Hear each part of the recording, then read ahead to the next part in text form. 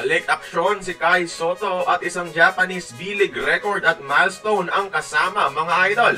At heto pa, pinupush na rin ang Koshigaya Center sa Golden State Warriors. Pero bago yan, pasuyo naman ng like button. Comeback game ni Kai Sotto kontra ang Kyoto. 20 points, 4 rebounds, 3 assists ang ginawa kahit talo. Pero sa kabila nito mga idol, malapit na si Kai Sotto sa isang B-League record at milestone. By scoring 20 points last game, meron na si Kai total na 924 career B-League points. Ibig sabihin, 76 points na lang para mapabilang sa 1,000 points club ng Japanese B-League.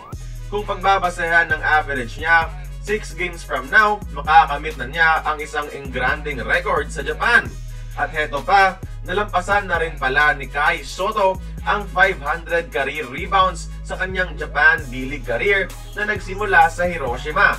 At ang pinakagugustuhin yung record mga idol is yung sa assist. Currently, may total 96 career assists si Kaiju sa Japan, 4 na lang ang kulang para umabot ng 100.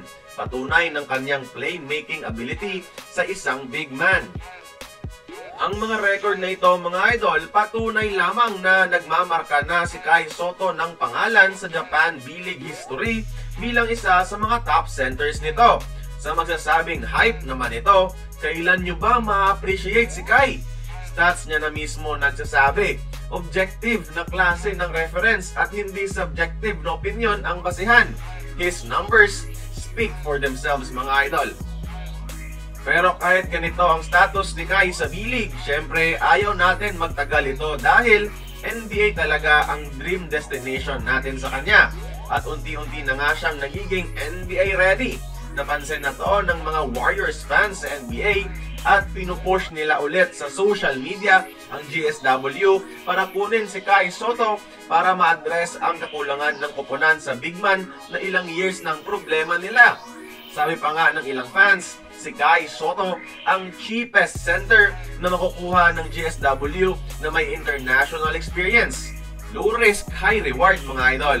Unahan ko na sa mga fake news accusers natin, if may comprehension talaga kayo, wala pang official NBA offer kay Kai Sotto sa ngayon. Pawang mga mungkahe ng mga NBA fans lamang sa kanilang NBA teams na baka i-consider ang Filipino big man natin. Okay ba? Magkaiba man ang opinion natin sa pagiging NBA ready ni Kai Sotto, pero sure ako, may mga NBA players ngayon na mas magaling pa si Kai Sotto. Sino kaya sila mga idol? Aba, comment nyo nga sa comment section at titignan natin kung mas magaling ba si Kai Sotto sa kanila.